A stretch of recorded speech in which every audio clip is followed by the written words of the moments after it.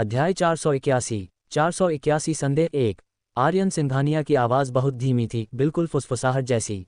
इससे पहले कि नैना शर्मा उसे साफ सुन पाती, उसके होंठ उसके कान से उसके होंठों तक पहुंच चुके थे और उसने उसे जोर से किस कर लिया। इस दौरान नैना शर्मा को आर्यन सिंघानिया के किस की आदत हो गई थी।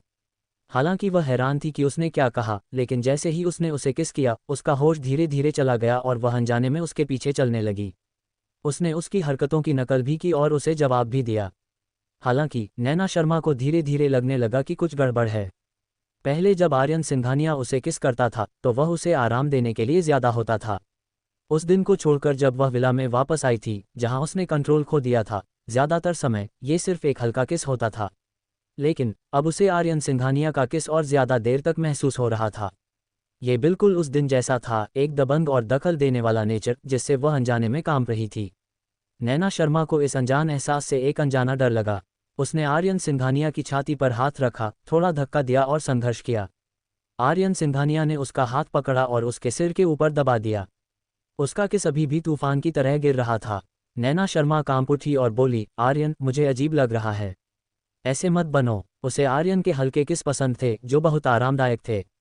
लेकिन अब ये भी एक किस था, लेकिन इससे उसे बेचैनी हो रही थी। यह नहीं पता था कि आगे क्या होगा। आर्यन सिंघानिया ने जो कर रही थी उसे रोक दिया और उन दोनों के बीच थोड़ी दूरी बना ली। वह थोड़ा हौंफ रहा था और उसकी गहरी आंखों में उलझी हुई भावनाएं थीं। असल में वह इतनी जल्दी नैना शर्मा के साथ आगे के प्लान नहीं बनाना चाहता था। वह उसके चोटों से पूरी तरह ठीक होने का इंतजार करना चाहता था, या यूं कहें कि जब वह उससे पूरी तरह प्यार करने लगेगी तब वे सही मायने में साथ होंगे। लेकिन आदित्य में ऐसी कई चीजें थीं जिनका इंसान अंदाजा नहीं लगा सकता था।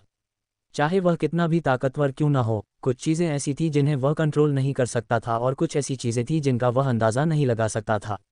उसे पहले से प्लान बनाना पड़ता था। उसके पास एक एक कदम आगे बढ़ने का समय नहीं था, वह समय के खिलाफ दौड़ना चाहता था। अब उस पर उसके अजीब से भरोसे में शायद प्यार के कुछ हिस्से थे, लेकिन आखिर में जैसे ही वह जागी, उसका पलड़ा भारी हो गया। भविष्य में उसका दिल हमेशा के लिए उसका होगा या नहीं, इसके लिए उसे एक और ज़रूरी मोलभाव करने वाली चीज़ की ज़रूरत थी। शायद बच्चा पैदा करना सबसे अच्छा विकल्प होगा। क्या रिया उसका भी एक बच्चा चाहती थी? आर्यन सिंघानिया ने अपना सिर नीचे किया और धीरे से नैना शर्मा के होंठों के कोने को चूमा। उसके पतले होंठ थोड़े खुल गए और उसकी आवाज़ भारी और सेक्सी थी। नैना, डरो मत। क्या आज रात हमारी शादी की रात नहीं है? हम वही कर रहे हैं जो हमें करना चाहिए। नैना शर्मा ने अपनी खूबसूरत बड़ी बड़ी आंखें झपकाईं। उसकी भौहें सिकुड़ी हुई थीं और उसकी आंखें शक से भरी थीं। मुझे पता है कि शादी की रात कैसी होती है।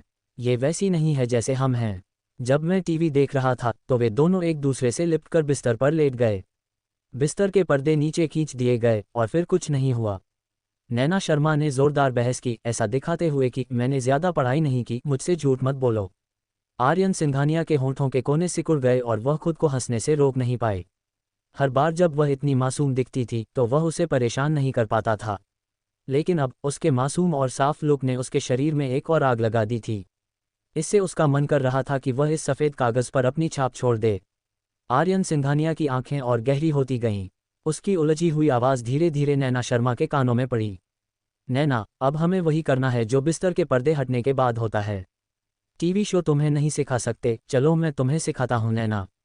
जैसे ही आर्यन सिंघानिया ने कहा, उसने उसे फिर से किस किया, थोड़ा सा लालच देते हुए, और उस छोटे से सफ़ेद खरगोश को अपने पेट में निगल लिया। अध्याय 482 संदेह 2। आर्यन सिंघानिया के किस में जादू सा था। वह उसके शरीर पर जहां भी पड़ता वहां आग जल उठती। नैना शर्मा को अपना शरीर जलता हुआ महसूस हो रहा था। यह उस दिन से ज्यादा तेज था और वह ज्यादा बेबस थी।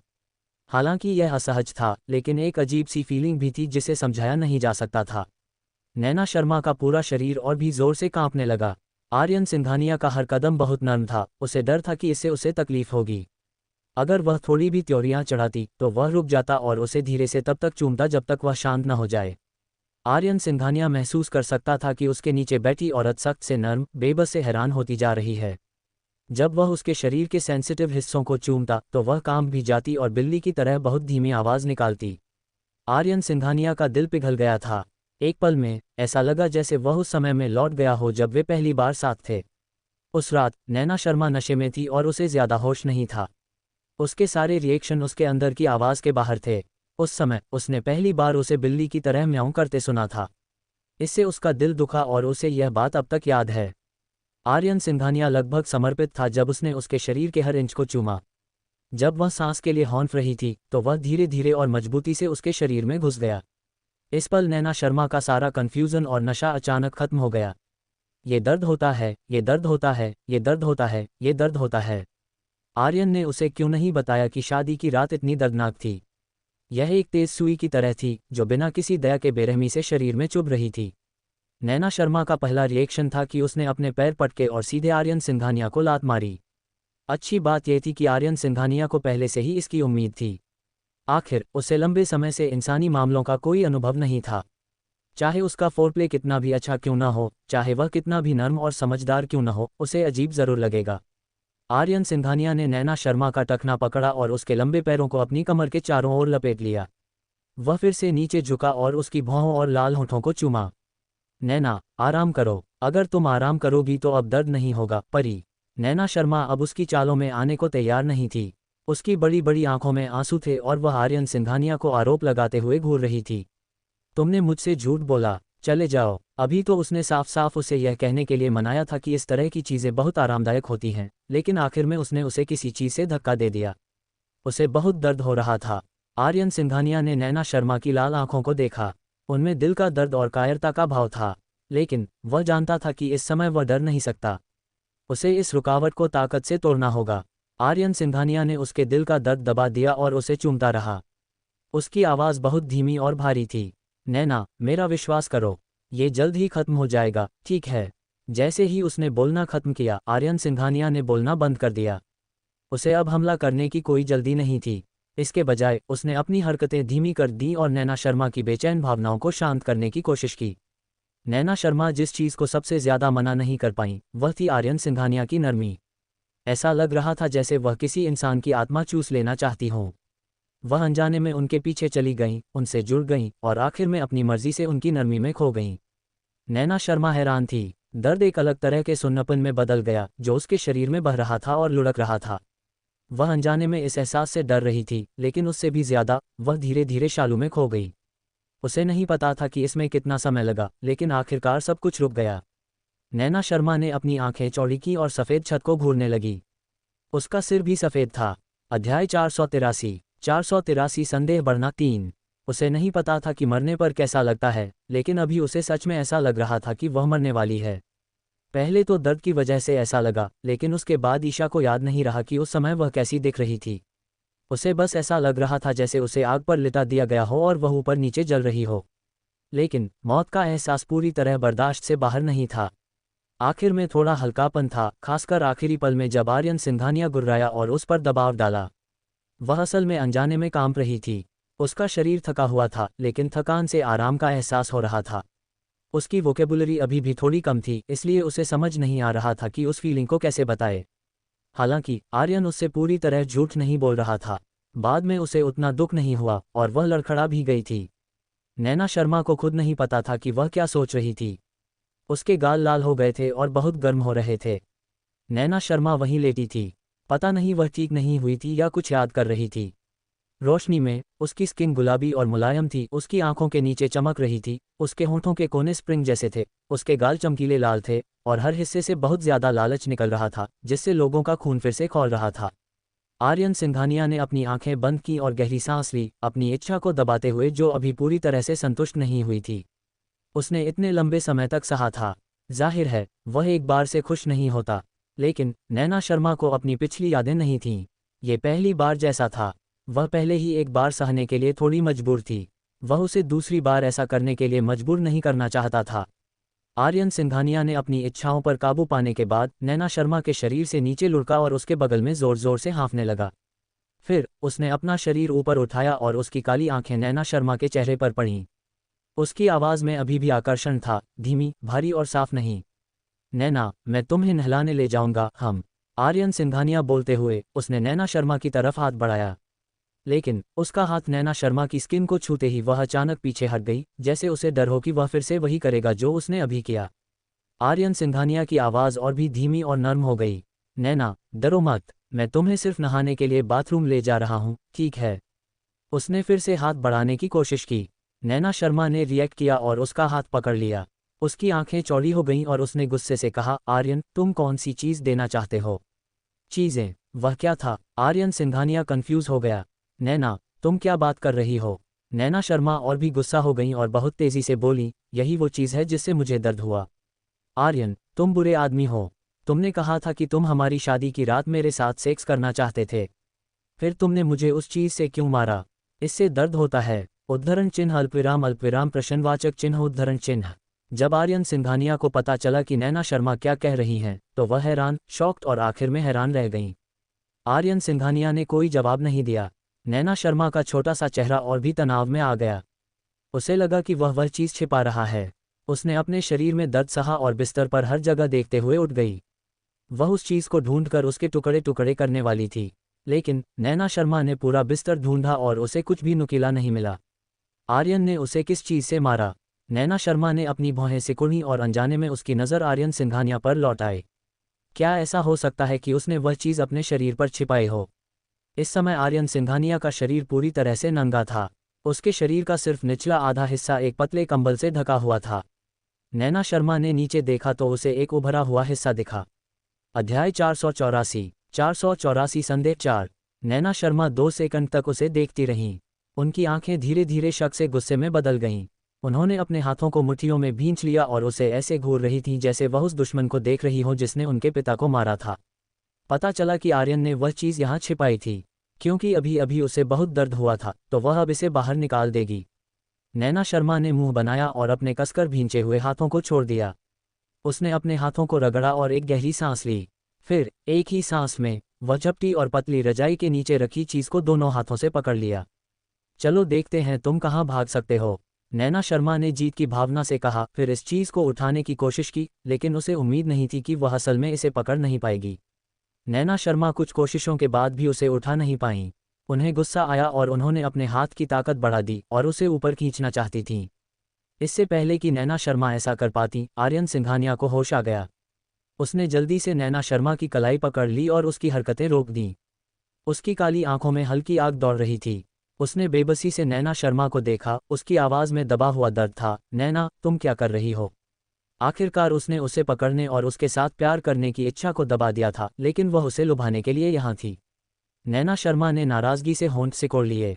उसने उसका हाथ छुड़ाने की कोशिश की और नफरत से कहा, आर्यन, इस बात को छिपाओ मत, जल्दी से उसे मेरे हवाले कर दो। मैं इसे ले जा रही हूँ। नैना शर्मा ने चाकू के ऊपर नीचे होने का इशारा किया, जो बहुत ही सरल और स्पष्ट था। आर्यन सिंघानिया को अचानक लगा कि उसका भाई दर्द में है। सच में, वह उसे अपनी मर्जी से टीवी ड्रामा देखने नहीं दे सकता था। उसने क्या सीखा? अगर वह उस दिन सावधान नहीं होता, तो शायद वह सच में उसे मिटा देती। अहम। आर्यन सिंघानिया ने कुछ बार खांसा और शांत रहने की कोशिश की। उसने अपनी लार नीली और गहरी आवाज़ में कहा, नैना, ये कुछ नहीं है। ये ईशा है। आर्यन सिंघानिया समझाना चाहते थे, लेकिन उन्हें समझ नहीं आ रहा था कि कैसे समझाएं। नैना शर्मा अब मर्द और औरत के बीच का फ़र्क समझ सकती थी, लेकिन उसे यह नहीं पता था कि असली फ़र्क कहाँ है। आखिरकार कोई भी उसे इस तरह की बात नहीं बता सकता था और बस उसके समझने का इंतज़ार कर सकता था। आर्यन सिंघानिया फिर खांसा और बोलने ही वाला था। नैना शर्मा का गुस्सा शायद बहुत ज़्यादा था। उसे नहीं पता था कि इतनी ताकत कहाँ से आई, लेकिन वह सच में आर्यन सिंघानिया की रोक टोक से आज़ाद हो गई। एक हाथ से पतली रजाई उठाई और बिना कुछ कहे उसे पकड़ लिया। हाँ, मैंने तुम्हें पकड़ लिया। आर्यन सिंघानिया ने एक गहरी सांस ली। उसकी आंखों की रोशनी तेजी से गहरी होती गई। उस कोमल स्पर्श ने उसकी पहले से ही संवेदनशील भावनाओं को और भी ऊपर उठा दिया। एक धमाके के साथ यह उसके दिमाग में फट गया। अब सारी रोक टोक उल्टी पड़ रही थी और यह खतरनाक तरीके से सामने आ रही थी। शरीर का रिएक्शन दिमाग से होकर नहीं गया और उसने सबसे ईमानदार रिएक्शन दिया। नैना शर्मा, जो साइड से देख रही थी, उसने भी हैरानी से अपनी आंखें चौड़ी कर लीं। उसने सोचा भी नहीं था कि जिस चीज़ ने उसे इतने दर्द से छुआ था, वह सच में बदल सकती है। जैसा कि उसने अल्ट्रामैन को देखा था, हर बार जब वह किसी राक्षस से लड़ता था, तो वह खुद को राक्षस जितना बड़ा बना लेता था। क्या वह अब उससे लड़ने की तैयारी कर रहा था? उन्हें आने दो, कौन किससे डरता है? नैना शर्मा ने दांत पीसकर दोनों हाथ ऊपर उठाए, उसे कुचलना चाहती थी। किसे पता था कि जैसे ही उसने जोर लगाया, आर्यन सिंघानिया की सांस फूल गई और नैना शर्मा को देखती उसकी आंखें तुरंत गहरी और थोड़ी डरावनी हो गईं। नैना शर्मा को याद आया कि जब उसने अभी दर्द में उसे दबाया था, तो उसकी आंखों में भी ऐसा ही भाव था। नैना शर्मा का दिल कांप गया और उसका हाथ ढीला पड़ गया। आर्यन, तुम्हें क्या हुआ है? अध्याय 485 संदेह 5। नैना शर्मा के शब्द अभी निकले ही थे कि आर्यन सिंघानिया का लंबा शरीर उस पर दबा। उसने उसके हाथ पकड़े और उसके गालों के दोनों तरफ दबा दिए। उसकी लाल आंखें नैना शर्मा को घूर रही थीं, उसकी गर्म सांसें नैना शर्मा के चेहरे पर गिर रही थीं। नैना शर्मा ने उसे पहले कभी ऐसे नहीं देखा था। अभी भी उसकी आंखें नर्म थीं। वह डरी हुई थी और जिस तरह से उसने आर्यन सिंघानिया को देखा वह डर से भरा था। आर्यन सिंघानिया की सांसें तेज हो गईं और माथे की नसें उभर आईं। गर्म पसीना बूंद बूंद करके टपकने लगा। वह सच में नैना शर्मा को बिना किसी परवाह के दबाते रहना चाहता था। उसने जो आग लगाई थी उसे नैना को ही बुझाना था। उसे नहीं पता था कि उसके अनजाने में किए गए काम से उस पर क्या असर पड़ेगा। लेकिन जब वह नैना शर्मा की डरी हुई और खाली आंखों से मिला तो ऐसा लगा जैसे ठंडे पानी का बेसिन सीधे उसके सिर से नीचे बह रहा हो और उसे अंदर तक ठंडा कर रहा हो। आर्यन सिंघानिया का दिल थोड़ा जोर से धड़कने लगा, लेकिन आखिर में दया की जीत हुई।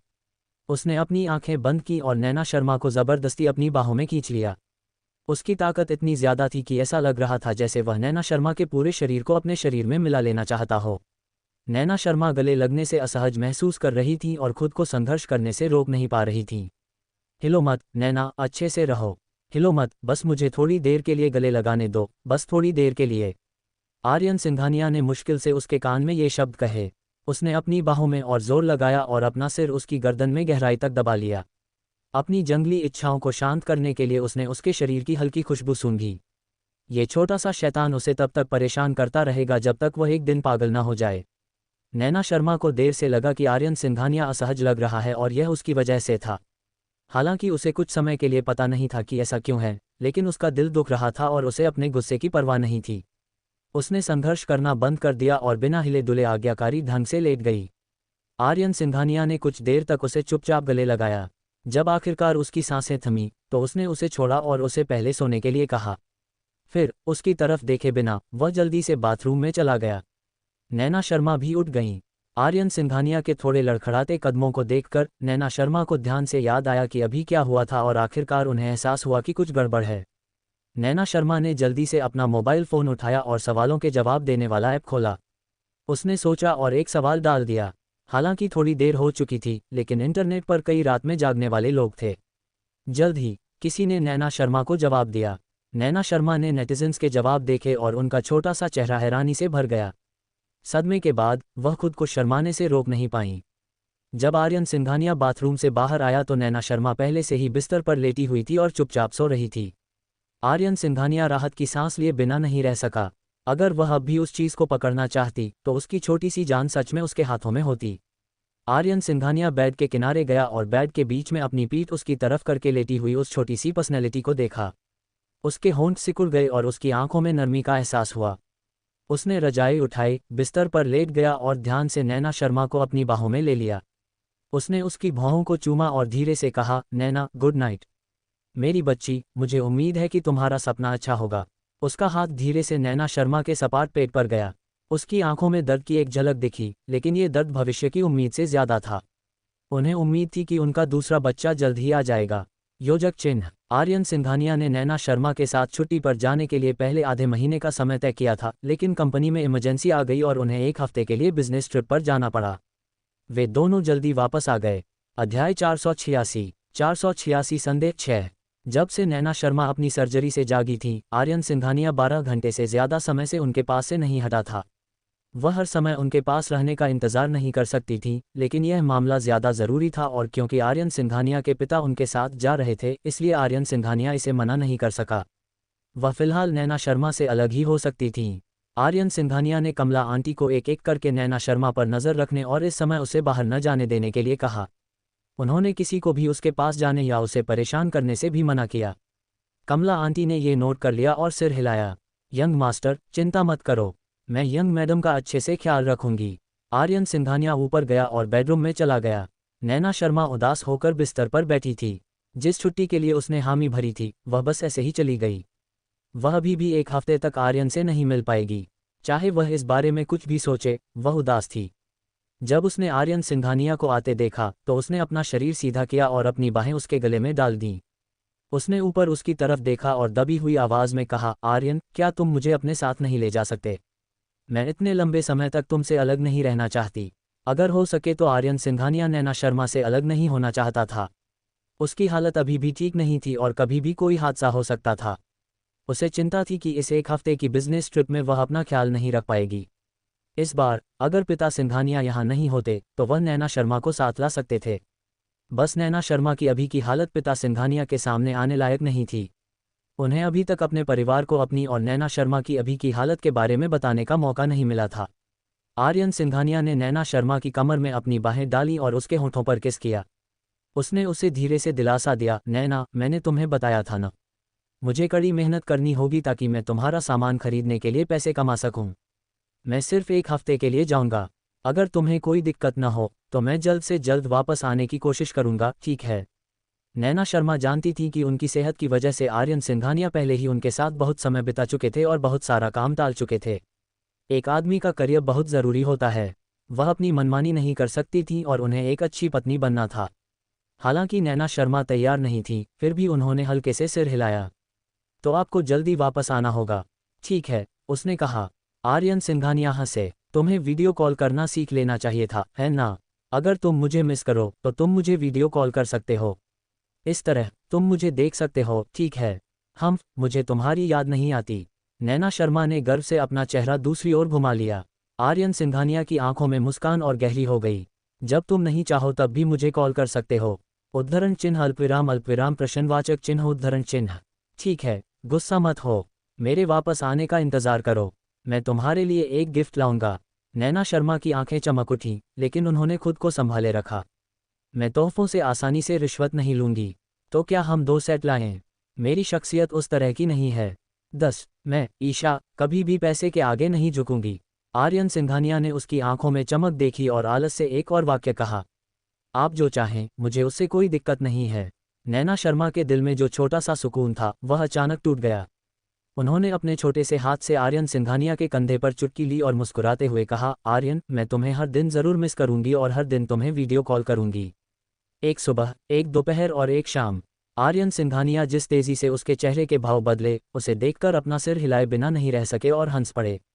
योजक चिन्ह। आर्यन सिंघानिया के बिजनेस ट्रिप पर जाने के बाद पूरा विला अचानक शांत हो गया था। नैना शर्मा हर दिन बोर हो जाती थी। पहले केयर वर्कर सुहाना आहूजा हर दिन उसके साथ आती थी, लेकिन उसे नहीं पता था कि उसने इस्तीफा क्यों दिया और नौकरी क्यों छोड़ दी। अब वह सिर्फ कमला आंटी को देख सकती थी। नैना शर्मा ने सोचा कि वह एक हफ्ते तक ऐसे ही बोर होती रहेंगी, लेकिन तीसरे दिन ही उन्हें एक फ़ोन आया। अध्याय 487 संदेह 7। नैना शर्मा हमेशा से यह जानने को उत्सुक रहती थी कि क्या उनके परिवार और दोस्त हैं, लेकिन हर बार जब वह ये पूछती थी तो आर्यन सिंघानिया का जवाब बहुत गोलमोल होता था, या वह उनका ध्यान भटकाने के लिए दूसरी चीज़ों का इस्तेमाल करते थे, इसलिए उन्हें अब तक पता नहीं चला था। लेकिन पता चला कि ईशा का एक परिवार था। कॉल लीला मासी का था, जिन्होंने कहा कि यह उनके परिवार में एक पुराने नौकर का फ़ोन था। उन्होंने उसे इसलिए फ़ोन किया क्योंकि उसके दादा बहुत बीमार थे और उसे तुरंत घर जाने के लिए कहा। साफ तौर पर उसे लीला मासी और अपने दादाजी की कोई याद नहीं थी, लेकिन जब उसने लीला मासी की आवाज़ सुनी तो उसे एक अजीब सा अपनापन महसूस हुआ। जब उसने अपने दादाजी की गंभीर बीमारी का जिक्र किया तो वह अनजाने में ही चिंता करने लगी। नैना शर्मा को पहले कभी ऐसी फीलिंग नहीं आई थी। इससे उन्हें लगा कि लीला मासी ने जो कहा वह सच था। नैना शर्मा अपने परिवार को पाकर बहुत खुश थीं, लेकिन उन्हें अपने दादाजी की हालत की ज़्यादा चिंता थी, जिनकी याददाश्त चली गई थी। अनजाने में उनका हाथ फ़ोन पर और मजबूत हो गया और उन्होंने कहा, ठीक है, मैं अब वापस जाती हूँ। मुझे पता बताओ और मैं कमला आंटी से कहूँगी कि मुझे वहाँ भेज दें। हालांकि लीला मासी को उस बूढ़े आदमी से पहले से ही पता था कि नैना शर्मा पुरानी बात भूल गई है, फिर भी जब उसने नैना को अपने घर का पता पूछते सुना तो वह दुखी हो गई। लीला मासी ने अपनी लार निगल ली और अपनी आवाज़ में सिसकियों को दबा लिया। उसने उसे पता बताया और जानबूझकर अपनी आवाज़ धीमी कर ली। उसने कहा, वैसे मिस, अगर आप अकेले वापस आ सकती हैं तो अकेले ही वापस आ सकती हैं। यंग मास्टर सिंघानिया को पता न चले। नैना शर्मा एक पेन पकड़े हुए थीं और एक एड्रेस लिख रही थीं। जब उन्होंने लीला मासी की बातें सुनी तो उन्होंने अपनी भौहें सिकोड़ लीं और कन्फ्यूशन में पूछा, क्यों? अब वह आर्यन सिंघानिया से कुछ नहीं छिपाएगी। इसके अलावा वह उसे बाहर जाने की इजाज़त नहीं देता था। अगर वह अपने दादाजी से मिलने घर जाना चाहती थी तो उसे पहले ज़रूर उनके पास रिपोर्ट करना पड़ता था। मिस, मुझे डिटेल्स के बारे में ज़्यादा पक्का नहीं पता। मास्टर ने यही ऑर्डर दिया है। शायद उन्हें आपको कुछ ज़रूरी बताना है और बाहर वालों का यहाँ होना ठीक नहीं है। एक बाहरी व्यक्ति। नैना शर्मा को इन 2 शब्दों का अच्छी तरह पता था और उनकी भौहें और भी सिकुड़ गईं। उसकी शादी आर्यन सिंघानिया से हुई थी। वे पति पत्नी थे, वे बाहरी कैसे हो सकते थे? नैना शर्मा ने अनजाने में पूछा, लीला मासी, क्या आर्यन और मैं पहले से शादीशुदा नहीं हैं? आपने उसे बाहरी क्यों कहा? मिस, क्या आपने यंग मास्टर सिंघानिया के साथ डिवोर्स एग्रीमेंट पर साइन नहीं कर लिया है? तलाक। नैना शर्मा को शादी शब्द पता था और जाहिर है, उन्हें तलाक शब्द भी पता था। यह शादी के रिश्ते का खत्म होना था और दोनों लोगों के बीच कोई भावना नहीं थी, इसलिए वे तलाक ले लेते थे। लेकिन आर्यन के साथ उसका रिश्ता हमेशा बहुत अच्छा रहा था, वह तलाक के लिए कैसे मान सकती थी? ऐसा लगता था कि कई चीज़ें वैसी नहीं थीं जैसी वह सोचती थी। हर बार जब वह सोचती कि वह काफ़ी कुछ जानती है, तो अतीत की पुरानी बातें हमेशा सामने आ जातीं। और सबसे चौंकाने वाली बात तलाक थी। नैना शर्मा का चेहरा तुरंत बदल गया और उनकी आवाज़ कांपने लगी। लीला मासी, तुम क्या बकवास कर रही हो? आर्यन और मैं ठीक हैं। हम तलाक कैसे ले सकते हैं? यह हो सकता है मुझसे कोई गलती हो गई हो। मैंने तुम्हें सिर्फ एक बार यह कहते सुना है, लेकिन बूढ़े मालिक ने तुम्हें अकेले वापस आने को कहा था। लीला मासी की बातों से नैना शर्मा की तनी हुई भौहें ढीली नहीं हुईं, बल्कि और भारी हो गईं। हालांकि लीला मासी की बातों की वजह से उसे आर्यन के साथ अपने रिश्ते पर शक नहीं हुआ, लेकिन वह सच में उसके पास्ट के बारे में जानने को उत्सुक थी। कुछ देर चुप रहने के बाद आखिरकार उसने अपना मन बनाया और कहा, ठीक है, मैं अकेले ही वापस चली जाऊंगी। अध्याय 488 संदेह 8। फ़ोन रखने के बाद नैना शर्मा सोफे पर झुक गईं। उन्हें याद आया कि लीला मासी ने अभी क्या कहा था और वह काफ़ी देर तक होश में नहीं आ सकीं। इस दौरान वह और आर्यन सिंघानिया बहुत खुश थे। हालांकि वह अपनी वापसी को लेकर उत्सुक थी, लेकिन वह ज़्यादा जिद नहीं कर रही थी क्योंकि उसे थोड़ा बहुत एहसास हो रहा था कि आर्यन नहीं चाहता था कि वह पुरानी बातें याद करे। वह उन सभी कामों को करने से बचती थी जो आर्यन को पसंद नहीं थे, और कभी भी उनके कारणों के बारे में नहीं सोचती थी। लीला मासी के अनजाने में कहे गए शब्द उसके दिल की शांत झील में फेंके गए एक बड़े पत्थर की तरह थे, जिससे बड़ी लहरें उठीं और उसके पास अपने अनजान अतीत का सामना करने के अलावा कोई चारा नहीं बचा। आर्यन सिंघानिया ने उसे पहले इस बारे में नहीं बताया था और कमला आंटी को भी इसके बारे में नहीं पता था। ऐसे में उसके परिवार, उसके दादाजी को इसके बारे में पता होना चाहिए, है ना? लेकिन आर्यन ने उसे बाहर जाने नहीं दिया और कमला आंटी उसे देख रही थीं। वह उनसे कैसे बच सकती थी और बिना पता चले अकेले दादाजी से मिलने कैसे जा सकती थी? नैना शर्मा ने बहुत सोचा और आखिरकार एक रास्ता सोच ही लिया। वह अक्सर रेगुलर चेकअप के लिए हॉस्पिटल जाती थी। उसे इस हफ्ते जाना था, लेकिन आर्यन सिंघानिया के बिजनेस ट्रिप पर होने की वजह से उसने इसे अगले हफ्ते के लिए टाल दिया था और जब वह वापस आएगा तो उसे वहां ले आएगी। अगर अभी उसकी हालत ठीक नहीं है तो वह कमला आंटी से कह सकती है कि उसे वहां ले चलें, है ना? जब वह हॉस्पिटल पहुंचेगी तो उसके लिए कमला आंटी से बचना आसान होगा। नैना शर्मा की काली आंखें घूम गईं। वह सोफे से उठी और ड्रेसिंग टेबल की तरफ चली गई। बैठने के बाद उसने पाउडर का डिब्बा उठाया, उसे खोला और अपने चेहरे पर पाउडर लगाया। उसने सबसे सफ़ेद रंग का निशान लगाया और अपने चेहरे पर एक गोला बनाया। वह सुर्ख चेहरा तुरंत पीला पड़ गया। नैना शर्मा कमला आंटी को ढूंढने नीचे गईं। उन्होंने सिरदर्द का बहाना किया और उनसे तुरंत अस्पताल ले जाने को कहा। नैना शर्मा का सिरदर्द काफ़ी समय से ठीक नहीं हुआ था और उनका शरीर दिन ब दिन बेहतर होता जा रहा था। कमला आंटी को तब झटका लगा जब वह अचानक इतनी कमज़ोर हो गईं। जाहिर है, उन्होंने ज़्यादा नहीं सोचा और तुरंत किसी को कार तैयार करने के लिए बुलाया। लक्ष्य जोशी ने नैना शर्मा को कार में बैठने में मदद की और वह भी अंदर बैठ गईं। कार स्टार्ट होने के बाद उन्होंने सबसे पहले डॉक्टर को कॉल किया और फिर आर्यन सिंघानिया को कॉल करने की तैयारी की। नैना शर्मा ने जल्दी से कमला आंटी का हाथ पकड़ा और सिर हिलाया। कमला आंटी, आर्यन को मत बुलाना, वह काम कर रहा है। मैं नहीं चाहती कि वह चिंता करे। शायद मैं पहले जैसी हो जाऊंगी, बस थोड़ा दर्द होगा और मैं ठीक हो जाऊंगी। नैना शर्मा की बातें समझ में आईं। ये देखते हुए कि छोटे मालिक को छोटी मैडम की कितनी परवाह थी। अगर वह उन्हें अभी बताती तो वह ज़रूर अपना काम छोड़कर तुरंत वापस आ जाते। अगर छोटी मैडम यूं ही डर जाती तो इससे छोटे मालिक के काम में देरी होती और बूढ़े मालिक को समझाना मुश्किल हो जाता। कमला आंटी को अपना फ़ोन वापस लेते देख नैना शर्मा ने मन ही मन राहत की सांस ली। डॉक्टर ने नैना शर्मा की जांच की और उन्हें कुछ भी गलत नहीं लगा। लेकिन नैना शर्मा लगातार शिकायत कर रही थी कि उसे सिर दर्द है। वह फिलहाल कोई फैसला नहीं कर सकते थे, इसलिए वह नैना शर्मा को सिर्फ एक रात रुकने और देखने दे सकते थे। नैना शर्मा भी यही चाहती थीं। नैना शर्मा के वार्ड में आने के बाद उसने कमला आंटी से कहा कि वे वापस जाकर उसके बदलने के लिए कुछ कपड़े पैक कर दें। कमला आंटी परेशान लग रही थीं। युवा मैडम, क्या आप यहाँ अकेले रहने में ठीक हैं? बिल्कुल सो सकती हूँ। मेरे सिर में दर्द है, इसलिए मैं यहीं सो सकती हूँ। तुम्हारे बिना यहाँ ज़्यादा शांति है। वैसे जब तुम वापस आओ तो मुझे परेशान मत करना, बस मुझे सोने दो, नैना शर्मा ने कमजोरी से कहा। ठीक है। आखिरकार ये वीआईपी वार्ड था और बिना इजाज़त वाले लोगों को अंदर आने की इजाज़त नहीं थी, इसलिए कमला आंटी को ज़्यादातर आराम था। जैसे ही कमला आंटी गईं, नैना शर्मा ने रजाई उठाए और उठ गईं। अध्याय 489 संदेह 9। नैना शर्मा ने अपनी हाइट के हिसाब से 2 तकिए लगाए, उन्हें एक मोटी रजाई से ढक दिया और थोड़ा ठीक किया। बाहर से देखने पर ऐसा लग रहा था जैसे वह सिर ढककर सो रही हो। उसने खुशी से सिर हिलाया। उसने जल्दी से अपना हॉस्पिटल गाउन बदला और अपने बाल खुले कर दिए। उसने दरवाज़ा खोला और चारों ओर देखने के लिए अपना सिर बाहर निकाला। ये पक्का करने के बाद कि कमला आंटी दूर हैं, वह कमरे से बाहर चली गई और धीरे से दरवाज़ा बंद कर दिया। उसने अपना सिर नीचे किया और उसके बालों ने उसके चेहरे के दोनों तरफ ढक लिया। उसकी लिफ्ट लेने की हिम्मत नहीं हुई, इसलिए वह सुरक्षित रास्ते की ओर चली गई। हॉस्पिटल से निकलने के बाद नैना शर्मा ने एक टैक्सी ली और ड्राइवर को अपना लिखा हुआ पता बताया। ड्राइवर ने गैस दी और शर्मा के घर तक गाड़ी चलाई। रास्ते में नैना शर्मा ने लीला मासी को फ़ोन किया, तो जब कार शर्मा के घर पहुंची तो लीला मासी पहले से ही दरवाजे पर खड़ी होकर उसका इंतज़ार कर रही थीं। जैसे ही नैना शर्मा कार से बाहर निकली, लीला मासी कुछ कदम आगे बढ़ीं और नैना शर्मा को गले लगा लिया। उनकी बूढ़ी आंखें आंसुओं से भरी थीं और आवाज़ सिसकियों से भर गई थी। मिस, आप आखिरकार वापस आ गईं। क्या आप ठीक हैं? सब ठीक है। लीला मासी ने नैना शर्मा को छोड़ने के बाद उसे जल्दी से खींचा और ऊपर से नीचे तक देखा।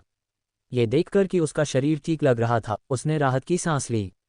ऑपरेशन से उठने के बाद नैना शर्मा ने अनजाने में ही अजनबियों से सावधान रहना शुरू कर दिया था। लेकिन जब लीला मासी ने उसे गले लगाया तो उसे न सिर्फ घिन नहीं आई, बल्कि उसे ये भी लगा कि यह बहुत अच्छा है। उसने अपने सामने वाले घर को देखा, जिसे बिल्कुल भी याद नहीं था, और उसे और भी जाना पहचाना लगा। उस समय जब आर्यन सिंघानिया उसे विला में वापस लाए तो उसे ऐसा नहीं लगा कि वह घर पर है। हालांकि वह इस जगह से बहुत परिचित थी। ये सच में उसका घर था। ईशा। नैना शर्मा खाली नज़रों से देखती रही और उसके कदम अपने आप अंदर चले गए। उसे लीला मासी की ज़रूरत नहीं थी कि वह रास्ता दिखाए और उसे पता था कि अंदर कैसे जाना है। दरवाज़ा कहाँ है, पोर्च कहाँ है, शू कैबिनेट में उसके जूते कहाँ रखे हैं। उसने महसूस किया और जब उसने शू कैबिनेट खोला तो उसने सच में देखा। लीला मासी उसके पीछे पीछे चलीं और बहुत खुश महसूस कर रही थीं। हालांकि दूसरी मिस ने कहा कि ऑपरेशन के बाद वह पुरानी बातें भूल गई थी, लेकिन यह वह जगह थी जहां वह बचपन से रहती थी। भले ही उसकी याददाश्त चली गई हो, लेकिन उसकी आदतें और सबकॉन्शियस बातें अभी भी थीं। नैना शर्मा जब लिविंग रूम में गईं तो उन्हें दीवार पर टंगा हुआ बड़ा फैमिली पोर्ट्रेट एक नज़र में दिख गया।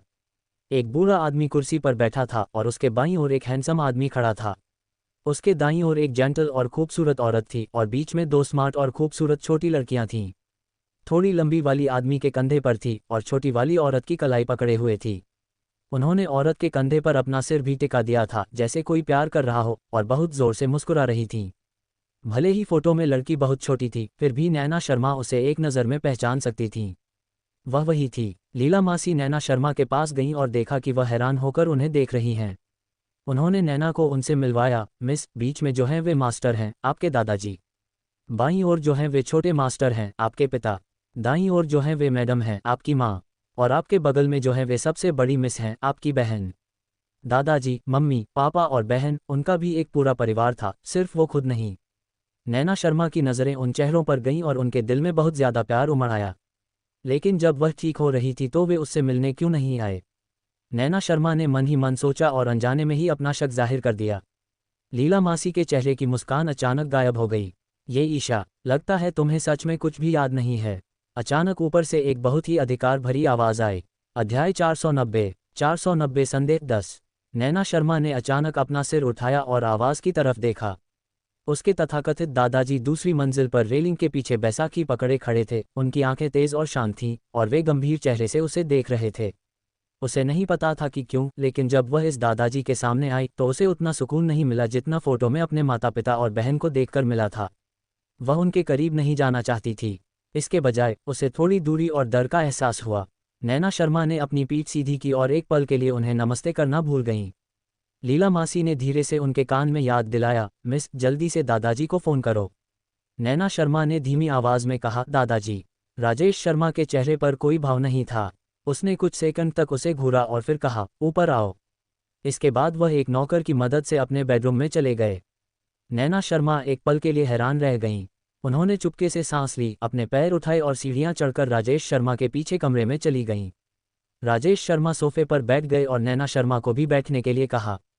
वह चलकर उनके सामने बैठ गईं। वह सीधी बैठी और नीचे देखने लगी, जैसे वह उनके सामने अपनी रोज की मुद्रा में हो। राजेश शर्मा की तेज नज़रें नैना शर्मा के चेहरे पर घूम गईं। जब से उन्हें पता चला कि नैना शर्मा ने कंपनी को मैनेज करने के लिए किसी बाहरी व्यक्ति को सौंप दिया है, तब से वह उन्हें ढूंढ रहे थे और उनसे पूछना चाहते थे कि वह क्या करना चाहती हैं। उन्होंने बिना किसी वजह के कंपनी को नज़रअंदाज किया और किसी बाहरी व्यक्ति को कंट्रोल करने दिया। शर्मा ग्रुप के इंचार्ज के बिना कौन जानता था कि अगर वे किसी बाहरी व्यक्ति पर भरोसा करते तो क्या होता। लेकिन इस दौरान उन्हें नहीं पता था कि नैना शर्मा कहाँ चली गई हैं। ऐसा लग रहा था जैसे वह इस दुनिया से गायब हो गई हों। उन्होंने लोगों से उन्हें काफ़ी देर तक ढूंढने को कहा और आखिरकार यश गोयल से उनके बारे में सारी खबर मिली। उसे उम्मीद नहीं थी कि कुछ ही महीनों में उसके साथ इतनी सारी चीज़ें हो जाएंगी। राजेश शर्मा ने वहां अजीब तरह से बैठी नैना शर्मा को देखा और उसकी आंखों में अंधेरा छा गया। क्या तुम इतने समय से आर्यन सिंघानिया के साथ थी? नैना शर्मा ने सोचा था कि दादाजी कम से कम उसकी हेल्थ फर्स्ट की तो परवाह करेंगे। उसे उम्मीद नहीं थी कि लीला मासी भी बिना कुछ कहे उसकी चिंता करेगी। क्या ऐसा हो सकता है कि दादाजी का उसके साथ पहले रिश्ता अच्छा नहीं था? हालांकि वह साफ तौर पर महसूस कर सकती थी कि उसके मन में अभी भी अपने दादाजी के लिए भावनाएं हैं। नैना शर्मा पहले तो उसकी फिजिकल कंडीशन के बारे में पूछना चाहती थी, लेकिन उसका गुस्सा देखकर उन्होंने भी चुपचाप अपनी बात दबा ली। हालांकि वह हैरान थी, लेकिन उसने ईमानदारी से सिर हिलाया। हाँ, मेरा ऑपरेशन हुआ था। जब से मैं होश में आई हूँ, मैं ठीक हो रही हूँ। आर्यन मेरे साथ है। राजेश शर्मा को नैना शर्मा के बोलने का तरीका समझ आ गया और उन्होंने मुंह बना लिया। तुम्हारे और आर्यन सिंघानिया के बीच अब अच्छे रिश्ते हैं। लेकिन अब वह नैना शर्मा के हाथ अनजाने में घुटनों पर कस गए।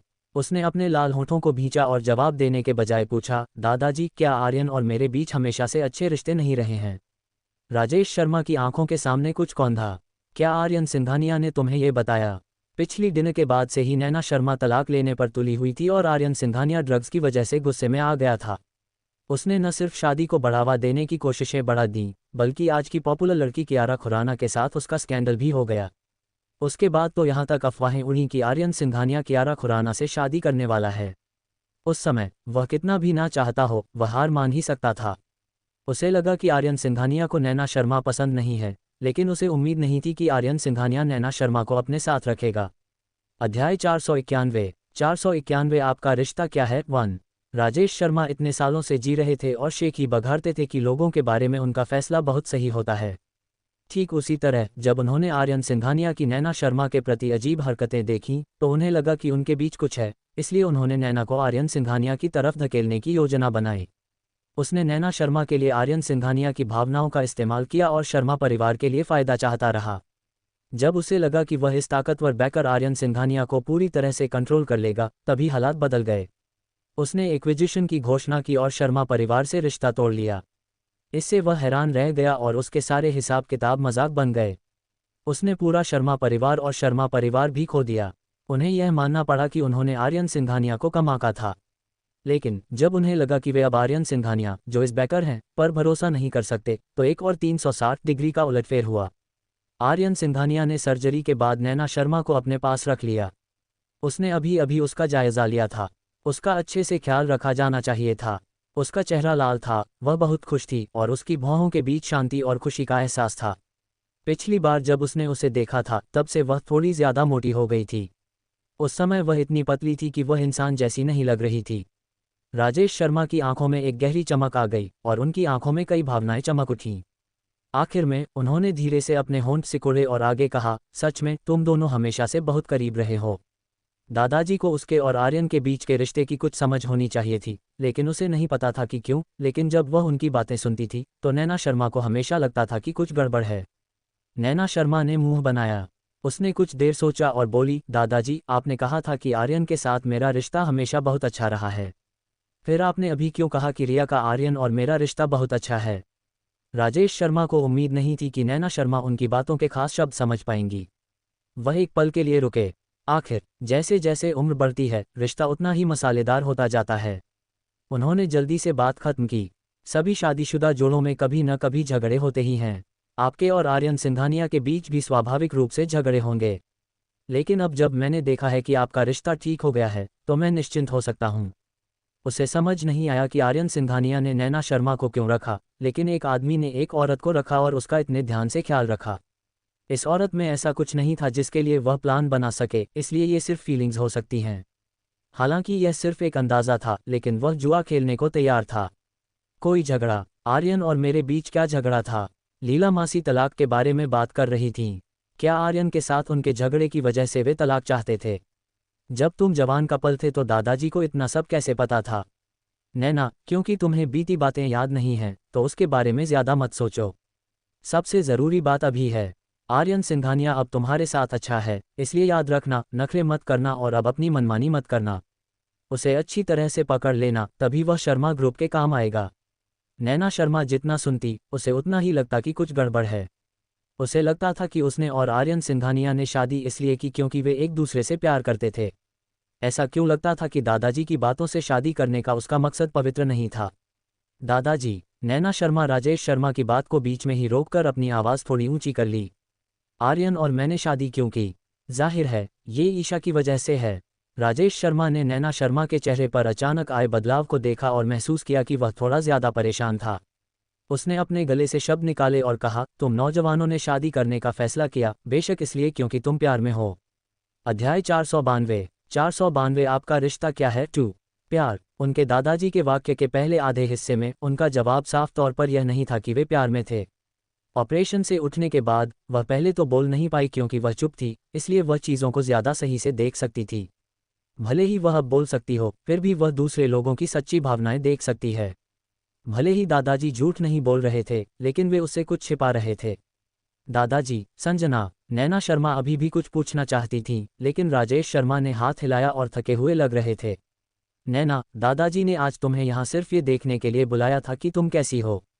आर्यन सिंघानिया ने तुम्हारा इतना अच्छा ख्याल रखा है, इसलिए दादाजी को अब चिंता करने की ज़रूरत नहीं है।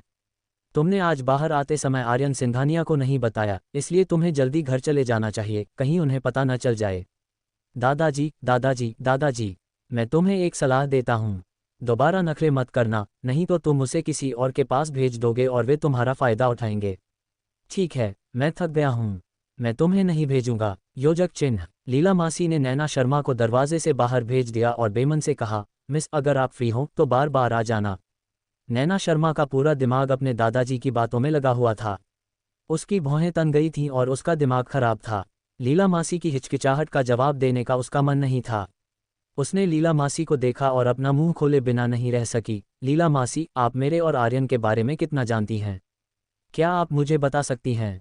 लीला मासी की आंखें चमक उठीं और उन्होंने जल्दी से अपना सिर हिलाया। मिस, मुझे आपके और युवा मास्टर सिंघानिया के बारे में नहीं पता। कल गलती से बोल दिए गए शब्दों के लिए उसे पुराने मालिक ने पहले ही डांट लगाई थी। उसने दोबारा बकवास करने की हिम्मत नहीं की। लीला मासी, तुम्हें तो पता ही होगा। तुम्हें तो ये भी पता है कि हम तलाक लेने वाले हैं। बस मुझे बता दो, ईशा। लीला मासी दयालु थीं और उन्होंने अपने दादा की तरह उन्हें जुल्म का एहसास नहीं होने दिया। नैना शर्मा अनजाने में उनके मुंह से कुछ जानकारी लेना चाहती थीं।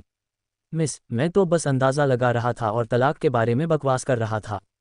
प्लीज़ इसे दिल पर मत लेना। आप और यंग मास्टर सिंघानिया बहुत करीब हैं, बहुत करीब। लीला मासी के साफ टालमटोल से नैना शर्मा का दिल बैठ गया। उसने उसके हाथ पकड़े और उसे घूर कर देखा। उसने अपनी लार नीली और मुंह खोला। लीला मासी, मैं तुम्हारे लिए चीज़ें मुश्किल नहीं बनाऊंगी। तुम्हें बस मेरे एक सवाल का जवाब देना होगा। लीला मासी ने अब भी नैना शर्मा की तरफ देखने की हिम्मत नहीं की और केवल कमज़ोर स्वर में कहा, क्या सवाल? नैना शर्मा ने गहरी सांस ली और बेमन से अपने हाथ भींच लिए।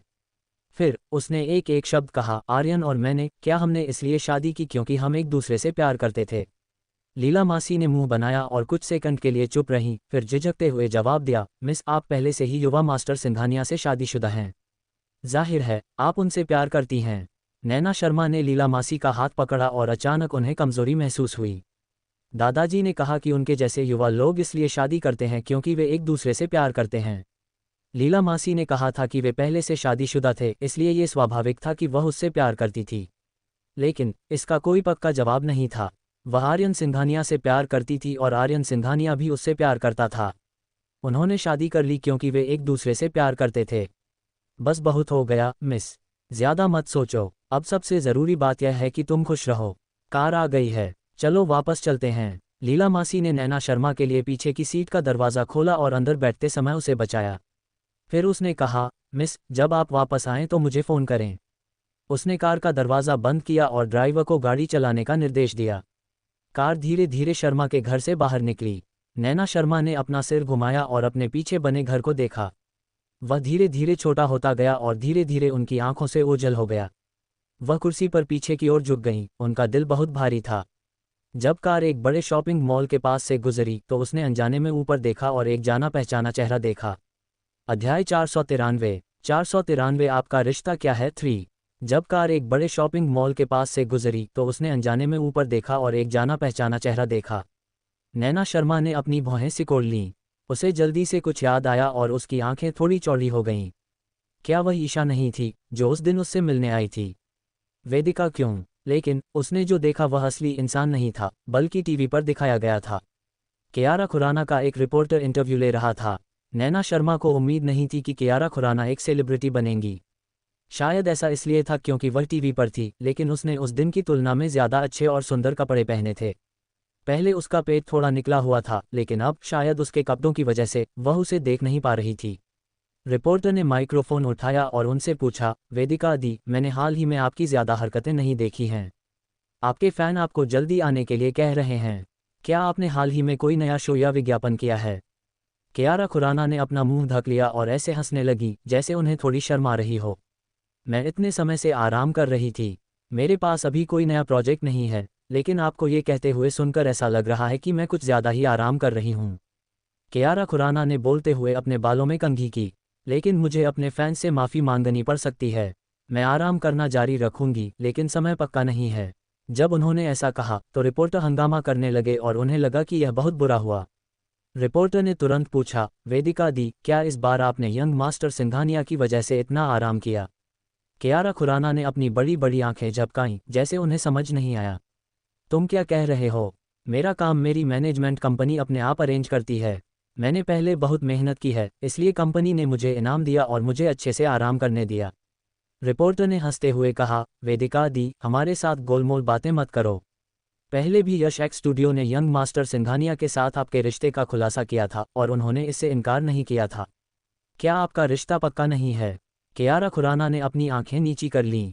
उसकी लंबी पलकें हल्की सी फड़क रही थीं जैसे वह शर्मा रही हो। उसने डांटा, ये शब्द तुमने कहे थे, मैंने नहीं। हालांकि उसने कुछ भी पक्का नहीं कहा, लेकिन उसकी बातों ने किसी की भी कल्पना को उड़ान दे दी। रिपोर्टर और भी ज़्यादा एक्साइटेड हो रहे थे। वेदिका दी, क्या इसका मतलब है कि यंग मास्टर सिंघानिया ने सच में आपको काम पर बाहर नहीं आने दिया? क्या वह आपसे शादी करके आपको अपनी पत्नी बनाने का प्लान बना रहे हैं? अया, तुम लोग ज़्यादा से ज़्यादा हास्यास्पद होते जा रहे हो। कियारा खुराना गुस्से में दिख रही थीं, लेकिन उनकी आंखें मुस्कुरा रही थीं। उनका पूरा शरीर खुशी से भरा हुआ लग रहा था, जैसे कोई प्यार में डूबी औरत हो। क्योंकि उसने उन्हें नहीं रोका, तो रिपोर्टर स्वाभाविक रूप से और ज़्यादा बेईमान हो गए। वेदिका दी, बस कुछ शब्द बोलो। अगर तुम अपना सारा काम रोक दोगी तो क्या इसका मतलब है कि तुम यंग मास्टर सिंघानिया के साथ अच्छा समय बिताने वाली हो? और तुम हाल ही में ज़्यादा कामुक हो गई हो, इसलिए यह ईशा नहीं हो सकती। जब रिपोर्टर ने यह सवाल पूछा तो कियारा खुराना की मैनेजर लीला दी, जो उनके बगल में खड़ी थी, ने आखिर में कहा, ठीक है मेरे प्यारे रिपोर्टर्स और दोस्तों, आज का इंटरव्यू यहीं खत्म होगा। हमारी वेदिका वेन्यू में एंटर करेंगी। आप सभी का धन्यवाद, आप सभी का धन्यवाद। जैसे ही लीला दी बोल रही थी, उन्होंने कियारा खुराना को बचाया जब वे रिपोर्टर्स की भीड़ से बाहर निकल रहे थे। रिपोर्टर अभी भी हार मानने को तैयार नहीं थे और उन्होंने जोर से पूछा, वेदिका दी, किसी ने पहले इंस्टाग्राम पर आपके थोड़े निकले हुए पेट की फ़ोटो ली थी। क्या आपको और यंग मास्टर सिंघानिया को डबल हैप्पीनेस मिलने वाली है? अध्याय 494। 494 आपका रिश्ता क्या है 4। जब कियारा खुराना ने यह सुना तो उनके चेहरे पर घबराहट सी आ गई, जैसे उनकी पोल खुल गई हो। हालांकि उन्होंने जल्दी से ऐसा दिखाया जैसे कुछ हुआ ही ना हो। वह मुस्कुराईं और अपने मैनेजर और सिक्योरिटी की सुरक्षा में वेन्यू में अंदर चली गईं। क्योंकि शॉपिंग मॉल में बहुत सारी कारें थीं, इसलिए सड़क थोड़ी ब्लॉक थी और कार बहुत धीरे चल रही थी। इसलिए नैना शर्मा शॉपिंग मॉल में लगी बड़ी स्क्रीन को घूरती रहीं और कियारा खुराना का इंटरव्यू शुरू से आखिर तक देखती रहीं। कियारा खुराना के कैमरे से गायब होने और दूसरे सेलिब्रिटीज़ के आने के बाद भी उसने नज़रें नहीं हटाईं। उसका दिमाग खराब हो गया था। अगर वह विला में कियारा खुराना से नहीं मिली होती तो वह उस यंग मास्टर सिंघानिया को आर्यन सिंघानिया से नहीं जोड़ती जिसका जिक्र रिपोर्टर ने किया था। लेकिन अब वह सोच रही थी कि क्या रिपोर्टर ने जिस यंग मास्टर सिंघानिया का जिक्र किया था वह आर्यन सिंघानिया हो सकता है। आखिरकार मुंबई शहर में आर्यन सिंघानिया ही एकमात्र ऐसे व्यक्ति थे जिन्हें यंग मास्टर सिंघानिया कहा जा सकता था। नैना शर्मा ने नज़र हटाई तो देखा कि सामने वाला ड्राइवर भी ट्रैफिक जाम की वजह से बोर हो गया था और मॉल में लगी बड़ी स्क्रीन को देख रहा था। उसने शायद अभी अभी कियारा खुराना का इंटरव्यू देखा होगा। नैना शर्मा ने बात करने का नाटक किया और अपना मुंह खोला। मास्टर, क्या आपने अभी उस फीमेल सेलिब्रिटी को देखा? वह बहुत सुंदर है। अगर उसने फेमस होने के लिए मेहनत नहीं की होती तो अफसोस होता। तुम्हारा मतलब है कियारा खुराना? एक्टिंग न करने में अफसोस की क्या बात है? उनके जैसी फीमेल सेलिब्रिटीज सच में एंटरटेनमेंट इंडस्ट्री में काम नहीं करना चाहती। यह उनके लिए अमीर लोगों से दोस्ती करने और अमीर परिवारों में शादी करने का बस एक एक्स्ट्रा प्लेटफॉर्म है। ये कियारा खुराना पहले ही सिंघानिया कॉर्पोरेशन के यंग मास्टर सिंघानिया के साथ हुकअप कर चुकी है। जब तक वह सिंघानिया परिवार में शादी करती है उसे जिंदगी भर कुछ नहीं करना पड़ेगा और उसे खाने पीने की चिंता नहीं करनी पड़ेगी। उसे इतनी मेहनत क्यों करनी पड़ती है? अगर नैना शर्मा अभी भी थोड़ी उम्मीद लगाए बैठी थी तो ड्राइवर की बातों ने उनकी उम्मीद पूरी तरह तोड़ दी। सिंघानिया कॉर्पोरेशन के युवा मास्टर सिंघानिया आर्यन सिंघानिया के अलावा और कौन हो सकते हैं? ये ईशा, ये कियारा खुराना, ये यंग मास्टर सिंघानिया के साथ कैसे हो सकती हैं? क्या यंग मास्टर सिंघानिया शादीशुदा नहीं है? नैना शर्मा की बातों से ड्राइवर की नज़र अचानक स्क्रीन से हट गई। वह मुड़ा और नैना शर्मा की तरफ देखा। उसे ऐसे देख रहा था जैसे किसी एलियन को देख रहा हो। मिस, आपको ये झूठी खबर कहाँ से मिली? यंग मास्टर सिंघानिया सिंगल और अनमैरिड हैं। वह एक स्टैंडर्ड गोल्डन बैचलर हैं। वह शादीशुदा कैसे हो सकते हैं? थोड़ी देर रुकने के बाद ड्राइवर मुस्कुराया। लेकिन ज़्यादा समय नहीं लगेगा। कियारा खुराना और यंग मास्टर सिंघानिया के रिश्ते का पता चलने के बाद कियारा खुराना ने काम करना बंद कर दिया। शायद वह शादी की तैयारी कर रही है। सिंगल और अनमैरिड, गोल्डन बैचलर। अगर आर्यन सिंघानिया शादीशुदा नहीं होते तो वह क्या होती? अगर आर्यन सिंघानिया और कियारा खुराना एक कपल होते तो वह क्या होती? अगर आर्यन सिंघानिया और कियारा खुराना शादी कर लेते तो वह क्या होती? ऐसा लगा जैसे उसके दिल पर किसी भारी हथौड़े से जोर से चोट लगी हो। नैना शर्मा ने अपना मुंह खोला लेकिन वह आवाज़ नहीं निकाल सकी। उसने अपने हाथों को कसकर भींच लिया, एक गहरी सांस ली और उसने एक वाक्य कहा, क्या यंग मास्टर ईशा सिंघानिया सच में शादीशुदा नहीं है? बेशक वह शादीशुदा नहीं है। उसके जैसे किसी के लिए अगर वह शादी करता है तो यह निश्चित रूप से सदी की शादी होगी। पूरे देश को इसके बारे में पता चल जाएगा। ड्राइवर के शब्दों में नैना शर्मा की आंखों की रोशनी थोड़ी कम हुई और फिर बुझ गई।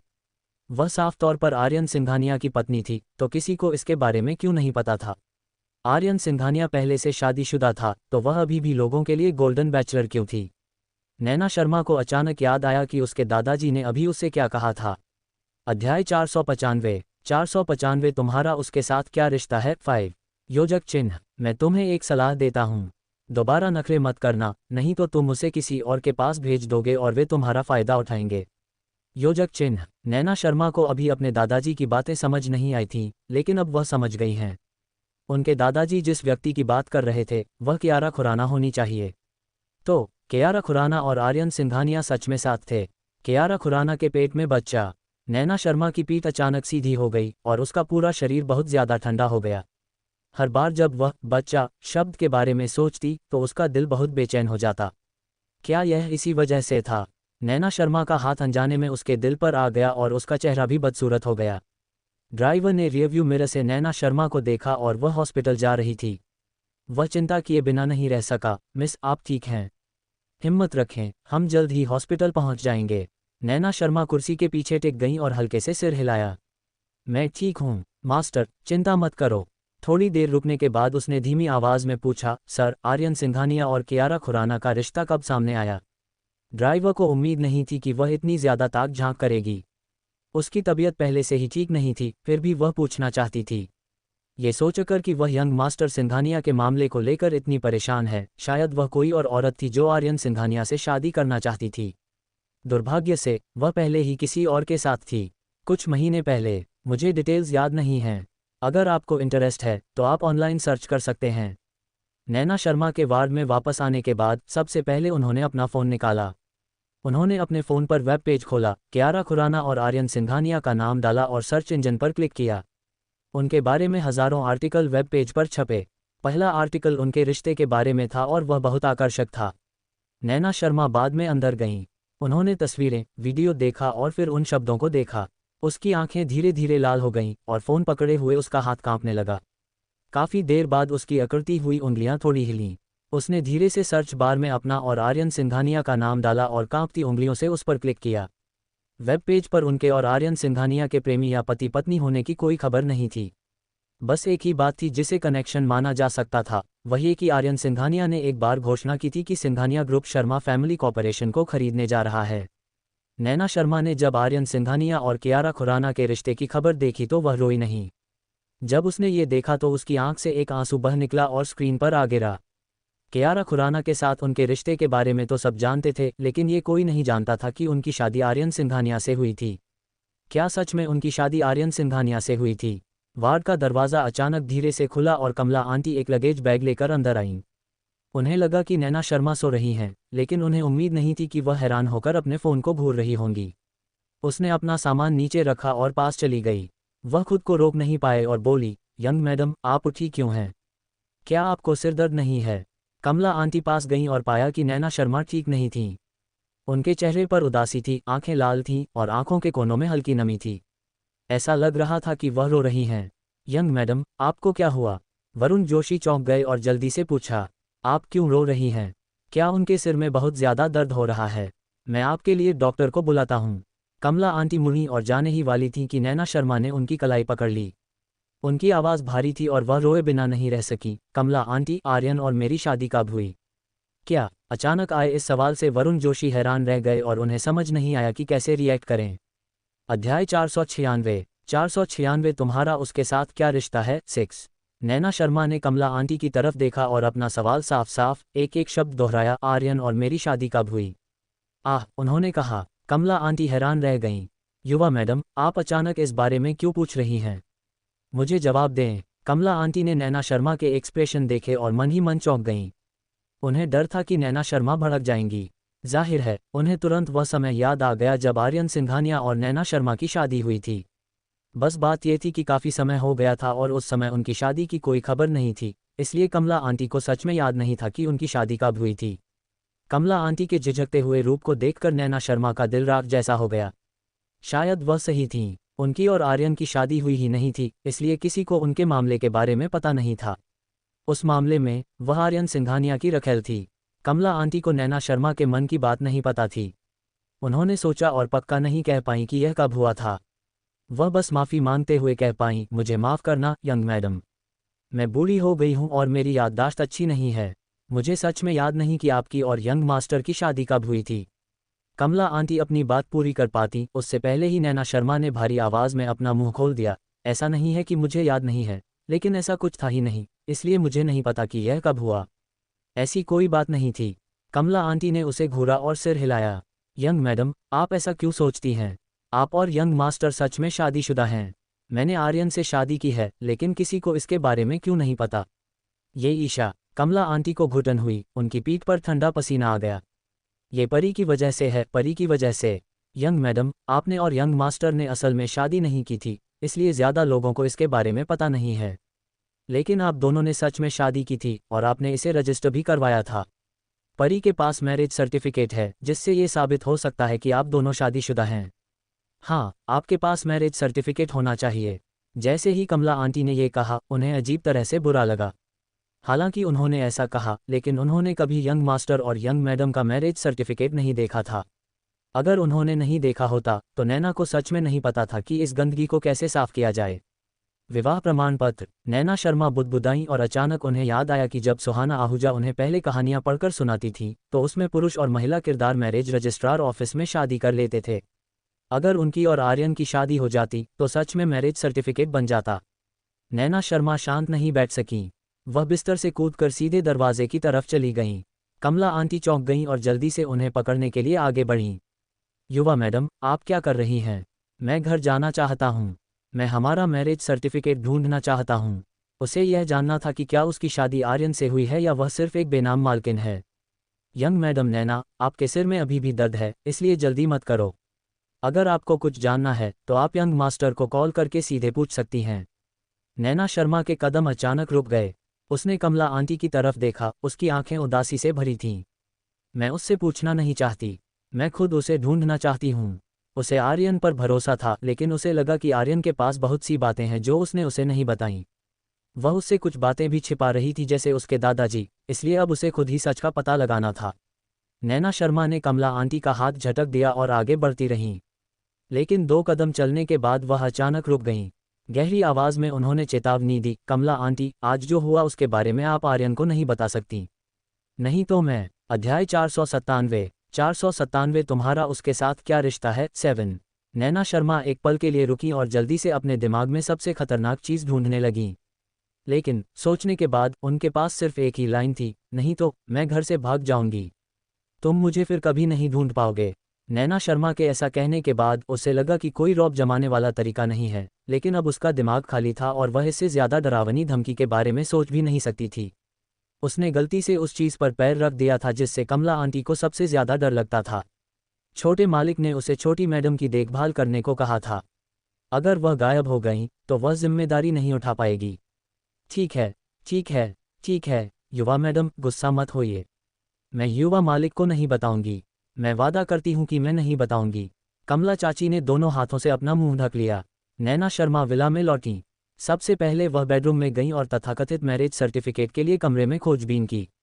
कमला आंटी उसके पीछे पीछे गईं और उसने जो चीज़ें बिखेरी थीं उन्हें ठीक किया। हालांकि उसने आह भरी, फिर भी उसने उसे मनाने की कोशिश की। छोटी मैडम, आप ढूंढने में अपना समय ले सकती हैं। इतना परेशान होने की ज़रूरत नहीं है।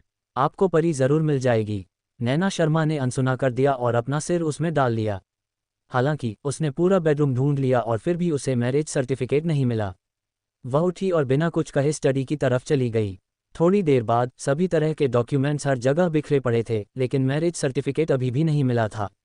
इसके अलावा विला में छानबीन करने पर उसे न सिर्फ मैरिज सर्टिफिकेट नहीं मिला, बल्कि उसे ऐसी कोई चीज़ भी नहीं मिली जिससे पता चले कि वे एक दूसरे से प्यार करते थे। आमतौर पर कपल्स या लवर्स के पास अपने प्यार की इंटीमेट फोटो या कपल टोकन होते हैं, लेकिन इस विला में वह और आर्यन सिंघानिया साफ तौर पर एक जैसे थे। उसकी चीज़ें उसकी थीं और उसकी चीज़ें उसकी थीं।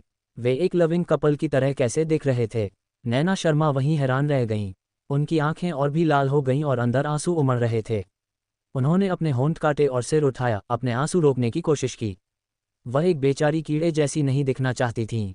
कमला आंटी को भी उम्मीद नहीं थी कि मैरिज सर्टिफिकेट असल में घर पर नहीं है। सोचिए कि उन्होंने फिर भी पूरी ईमानदारी से कसम खाई थी। अब उनके मुंह पर तमाचा लगा था। उन्हें नैना शर्मा का सामना करने में थोड़ी शर्मिंदगी महसूस हो रही थी। लगता है आर्यन और मैं सच में शादीशुदा नहीं हैं, ईशा।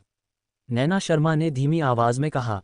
उसने धीरे से कमला आंटी की तरफ देखा, जिनका सिर नीचे था। उसने ज़ोर से सूंघा और अपनी आवाज़ को शांत रखने की कोशिश की। कमला आंटी, मुझे सच बताओ, मेरी नैना असल में क्या है? बेशक वह उसकी पत्नी थी, लेकिन कमला आंटी यह भी जानती थी कि अगर उन्होंने ऐसा जवाब दिया भी तो नैना शर्मा यकीन नहीं करेंगी। चाबी अभी भी मैरिज सर्टिफिकेट ही थी। उन्होंने सोचा, यंग मास्टर यंग मैडम से इतना प्यार करते थे, ये नामुमकिन था कि उन्हें तब मैरिज सर्टिफिकेट न मिला हो। और मैरिज सर्टिफिकेट इतनी आसानी से फेंका नहीं जा सकता था। उन्होंने इसे ज़रूर रखा होगा। लेकिन अगर सर्टिफिकेट विला में नहीं था तो वह कहाँ हो सकता था? क्या वह पुरानी हवेली में था या कंपनी में? कमला आंटी ने कुछ देर सोचा और उन्हें लगा कि शायद वह कंपनी में ही है।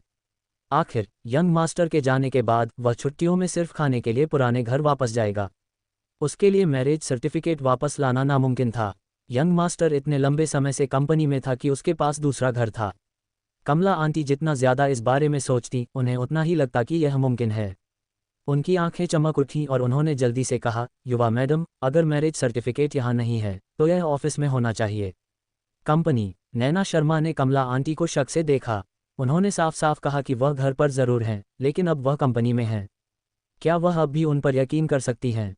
कमला आंटी ने नैना शर्मा की बात समझ ली और बेबसी से कहा, यंग मैडम, जब आप कंपनी जाएंगी तो आपको पता चल जाएगा। अध्याय 498 तुम्हारा उसके साथ क्या रिश्ता है 8। नैना शर्मा ने सोचा और मान गईं। वैसे भी उन्होंने पहले ही घर को उल्टा पुल्टा कर दिया था। अगर वह किसी दूसरी कंपनी को भी बेच देती तो क्या फ़र्क पड़ता? शायद मैरिज सर्टिफिकेट सच में कंपनी में ही था। वह ऐसी गुमनाम इंसान नहीं बनना चाहती थीं। ठीक है, मैं अब कंपनी जा रहा हूँ। वरुण जोशी ने बाहर आसमान की तरफ देखा। सूरज डूब रहा था और आसमान धीरे धीरे अंधेरा हो रहा था। उसने त्योरियां चढ़ाईं। युवा मैडम, काम से छुट्टी का समय हो गया है। आप कल क्यों नहीं जाती? मुझे अब जाना है। नैना शर्मा ने ये वाक्य कहा और सीधे स्टडी से बाहर निकल गईं। अगर उसे आज पक्का नहीं हुआ कि आर्यन सिंघानिया से उसकी शादी हुई है या नहीं, तो वह पूरी रात अंदाज़ा लगाती रहेगी और बेचैन रहेगी। बेहतर होगा कि वह मैरिज सर्टिफिकेट लेने कंपनी चली जाए। अगर वह सच में शादीशुदा नहीं है तो वह हार मान सकती है। नैना, जब छोटी मैडम अपनी सर्जरी से जागी थी तो उनका दिल एक बच्चे जैसा था। इस दौरान उन्हें छोटे मालिक ने बहुत लाड़ प्यार किया था। कमला आंटी जानती थीं कि अगर वह कुछ करना चाहेंगी तो वह उन्हें रोक नहीं पाएंगी। वह बस किस्मत के भरोसे रह सकती थीं और उनके पीछे चल सकती थीं। छोटी मैडम, मैं आपके साथ चलूंगी।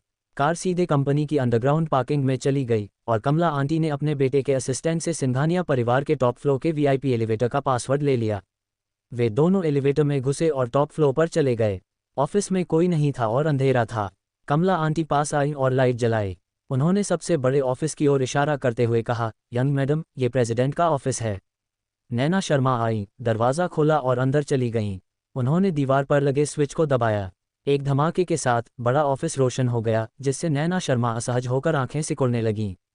उसने चारों ओर देखा। ऑफिस उसके लिए पहले की तरह ही अनजान था, लेकिन जब उसकी नज़र काले लेदर के सोफे पर पड़ी तो उसके दिमाग में एक तस्वीर कौंधी। तस्वीर इतनी तेजी से चमकी कि वह उसे कैप्चर नहीं कर पाए, लेकिन सोफे के प्रति उसके मन में एक अजीब सी अस्वीकृति की भावना थी, जैसे उस पर कुछ बुरा हुआ हो। नैना शर्मा फिर से सोफे की तरफ नहीं देखना चाहती थीं। उन्होंने अपनी नज़रें हटाकर ऑफिस की तरफ देखा। फिर वह चली गईं। उसने पहले चौड़ी डेस्क की तलाशी ली, लेकिन वह कंपनी के डॉक्यूमेंट से भरी हुई थी। उसे कुछ नहीं मिला। नैना शर्मा डेस्क के चारों ओर घूमी, घूमने वाली कुर्सी पर बैठी और फिर एक एक करके दराजें खोलीं। अगर वह दराज में सब कुछ ढूंढ लेती और फिर भी उसे सो कॉल्ड डिवोर्स सर्टिफिकेट नहीं मिलता, तो नैना शर्मा सोचती कि उसे कमला आंटी से पूछने की ज़रूरत नहीं है और वह ये भी जानती है कि वह क्या रोल निभा रही है। जब नैना शर्मा ने पहले कुछ दराज खोले तो उन्हें कुछ नहीं मिला। नीचे बाईं ओर सिर्फ एक दराज थी। जैसे ही उन्होंने उसे खोला, उनका दिल तेजी से धड़कने लगा। यह उसकी आखिरी उम्मीद थी। उसका दिल जोर जोर से धड़क रहा था। नैना शर्मा की आंखें बंद होने से खुद को रोक नहीं पाईं। जब उसने दराज पूरी तरह से खोली तो उसने कुछ गहरी सांसें लीं और धीरे धीरे अपनी आंखें खोलीं। जो दिखाई दिया वह एक चांदी की हीरे की अंगूठी थी और हीरे की अंगूठी के नीचे एक मैरिज सर्टिफिकेट था जिस पर 3 बड़े शब्द छपे थे, मैरिज सर्टिफिकेट। नैना शर्मा का दिल, जो गले में अटका हुआ था, इस पल तेजी से पीछे हट गया। वह कुछ सेकंड तक मैरिज सर्टिफिकेट को घूरती रही। उसकी भौहें धीरे धीरे ऊपर उठीं, उसकी आंखें चमक उठीं और फिर उसने उसे उठाने के लिए हाथ बढ़ाया और जोर से किस किया। तो वह और आर्यन सच में शादीशुदा थे। उनके पास मैरिज सर्टिफिकेट था, इसलिए वे ऑफिशियली पति पत्नी थे। वह मिस्ट्रेस नहीं थी। अध्याय 499 आपका रिश्ता क्या है 9। नैना शर्मा ने अंदर से हीरे की अंगूठी निकाली। तो यह उनकी शादी की अंगूठी है। नैना शर्मा ने इसे अपनी रिंग फिंगर में पहनने की कोशिश की। साइज में थोड़ा फर्क था, लेकिन वह फिर भी इसे पहन सकती थी। उसने अपना हाथ उठाया और लाइट की मदद से इसे देखा। हीरा उसकी उंगलियों के बीच चमक रहा था और उसके होठों पर मुस्कान और भी प्यारी हो गई थी। कमला आंटी पास आई और लाल मैरिज सर्टिफिकेट देखा। वह राहत की सांस लिए बिना नहीं रह सकीं। खुशकिस्मती से उसका अंदाज़ा सही था। मैरिज सर्टिफिकेट सच में कंपनी में था। अब युवा मैडम आखिरकार आराम से रुक सकती थीं। कमला आंटी ने अपने माथे से पसीना पोंछा और कहा, यंग मैडम, हमें मैरिज सर्टिफिकेट मिल गया है, तो चलो विला वापस चलते हैं। थोड़ी देर हो गई है। अगर यंग मास्टर घर पर फ़ोन करते हैं और हम नहीं उठाते हैं तो पक्का शक होगा। ठीक है, चलो वापस चलते हैं, नैना शर्मा ने जवाब दिया। उसने बिना मन के अपने हाथ से अंगूठी उतारी, मैरिज सर्टिफिकेट उठाया और उसे पहले की जगह पर वापस दराज में रख दिया। आखिर वह आर्यन को यह पता नहीं चलने दे सकती थी कि कुछ गड़बड़ है। लेकिन उसने देखा कि मैरिज सर्टिफिकेट के नीचे एक और डॉक्यूमेंट था। पहले तो उसने उस पर ज्यादा ध्यान नहीं दिया, लेकिन उसे डिवोर्स शब्द की एक झलक दिखी। नैना शर्मा का हाथ, जो अपना सामान नीचे रख रही थी, अचानक रुक गया। उसकी काली पुतलियां थोड़ी सिकुड़ गईं और उसके और आर्यन सिंघानिया के डिवोर्स एग्रीमेंट की बात अनायास ही उसके कानों के पास से गुजर गई। उसका हाथ कांप उठा और आगे बढ़ा। जैसे ही उसका हाथ कागज पर लगा, नैना शर्मा ने जोर से दांत पीसे, जैसे उसने मन बना लिया हो। उसने जल्दी से डॉक्यूमेंट पकड़ा और उठा लिया। सच में, नैना का डिवोर्स एग्रीमेंट शब्द उसकी आंखों में साफ छप गए थे। नैना शर्मा का हाथ कांप रहा था और एग्रीमेंट पर से उसकी पकड़ लगभग छूट ही गई थी। कमला आंटी ने नैना शर्मा को अचानक ड्रॉअर से एक डॉक्यूमेंट निकालते देखा और उन्हें अजीब लगा। उन्हें उम्मीद नहीं थी कि यह डिवोर्स एग्रीमेंट होगा। उनका चेहरा तुरंत बदल गया। ये कस्या कैसे हो सकता है? नैना शर्मा के हाथ कांप रहे थे और उन्होंने जल्दी से एग्रीमेंट का आखिरी पेज खोला। नीचे दोनों पार्टियों ने अपने नाम साइन किए थे, एक उनका था और दूसरा आर्यन सिंघानिया का। तो नैना की लीला मासी ने जो कहा वह सच था। उसने सच में आर्यन के साथ डिवोर्स एग्रीमेंट साइन किया था, जिसका मतलब था कि उनका रिश्ता टूट गया था। याईशा और दूसरों के मन में कभी एक दूसरे के लिए फीलिंग्स नहीं थीं। नैना शर्मा को अचानक कुछ ख्याल आया। उन्होंने मैरिज सर्टिफिकेट फिर से उठाया, उसे खोला और उन दोनों लोगों की शादी की फ़ोटो देखी। शादी एक खुशहाल और प्यारी चीज़ होनी चाहिए थी, लेकिन इस फोटो में उसे कोई खुशी और मिठास नहीं दिखी। जब से वह उठी थी, आर्यन हमेशा नर्म और प्यार करने वाला रहा था, लेकिन फोटो में उसकी भौहें ठंडी थीं और उसका सुंदर चेहरा तनाव में था, जैसे वह बहुत ज़्यादा हिचकिचा रहा हो। उसके चेहरे पर कोई मुस्कान नहीं थी और उसकी आंखें मरी हुई थीं। ऐसा लग रहा था जैसे उसे पता था कि यह शादी दुखी होने के लिए ही बनी है। मैरिज सर्टिफिकेट मिलने की धड़कन और अंगूठी देखने की मिठास एक पल में गायब हो गई।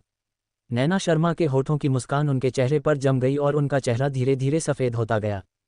कमला आंटी ने नैना शर्मा को देखा, जो हैरान होकर बैठी थी और लड़खड़ा रही थी, और उनका दिल जोर से धड़कने लगा। उसने कभी उम्मीद नहीं की थी कि युवा मालिक और युवा मैडम ने तलाक के एग्रीमेंट पर साइन कर दिया है। उनका रिश्ता असल में इस हालत तक बिगड़ गया था। अब वह क्या करे? युवा मैडम, क्या आप ठीक हैं? नैना शर्मा अचानक कुर्सी से उठी, डिवोर्स एग्रीमेंट उठाया और सीधे दरवाजे की तरफ भागी। अध्याय 500 आपका रिश्ता क्या है 10। करण जोशी चौंक गया और जल्दी से उसके पीछे भागा। युवा मैडम, आप कहाँ जा रही हैं? कमला आंटी ने नैना शर्मा को लिफ्ट के दरवाजे पर रोका और अचानक पाया कि उन्हें पता ही नहीं चला कि कब उनका चेहरा आंसुओं से भर गया। कमला आंटी का दिल भी दुखने लगा। असल में ऑपरेशन से उठने के बाद वह अपने युवा मालिक पर सबसे ज़्यादा भरोसा कर रही थी। ऐसा लग रहा था जैसे उसकी आज की दुनिया उसके युवा मालिक ने ही बनाई हो। अब उसे बताया गया कि यह सारी खुशी नकली हो सकती है। उसे ज़ोरदार झटका क्यों नहीं लगेगा? यंग मैडम, मुझे लगता है कि कोई गलतफहमी हुई होगी। चिंता मत करो, पहले घर चलो। कमला आंटी ने नैना शर्मा को खींचने की कोशिश की, लेकिन नैना शर्मा एक कदम पीछे हट गईं और उनकी आंखों में आंसू भर आए। कमला आंटी, मैं आपसे एक आखिरी बार पूछूंगी, क्या आपको पता है कि मेरे और आर्यन के बीच क्या हुआ था? ये ईशा है। कमला आंटी ने त्योरियां चढ़ाईं। उन्हें पता था कि उन्हें सब कुछ पता है, लेकिन अगर पता भी होता तो भी वह कह नहीं सकती थीं। यंग मास्टर के लिए यंग मैडम को मनाने का यह मौका लेना आसान नहीं था। अगर उन्हें पता होता कि पहले क्या हुआ था तो वह नहीं रुकती।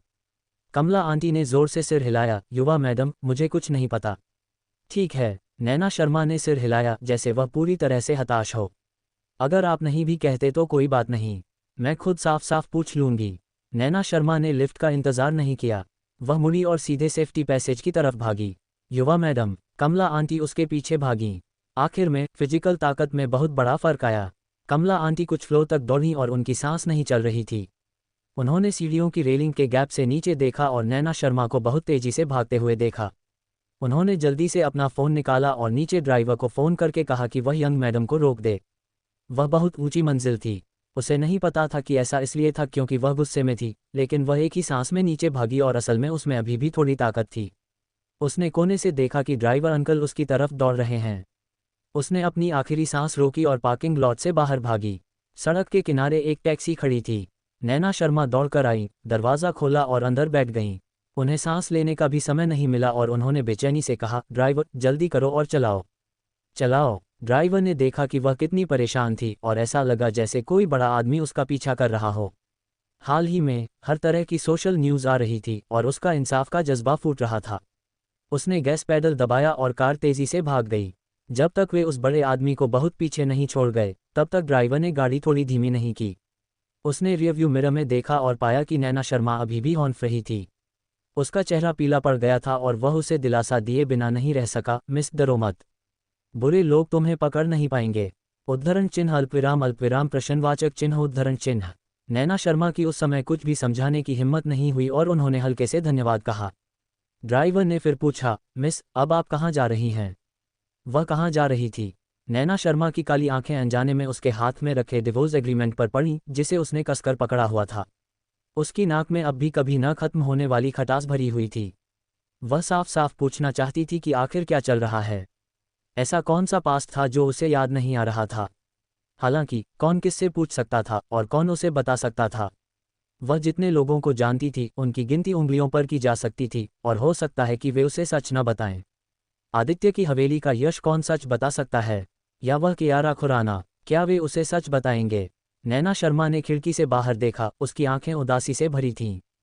काफी देर की चुप्पी के बाद आखिरकार उसने अपने होंठ हिलाए और बोली,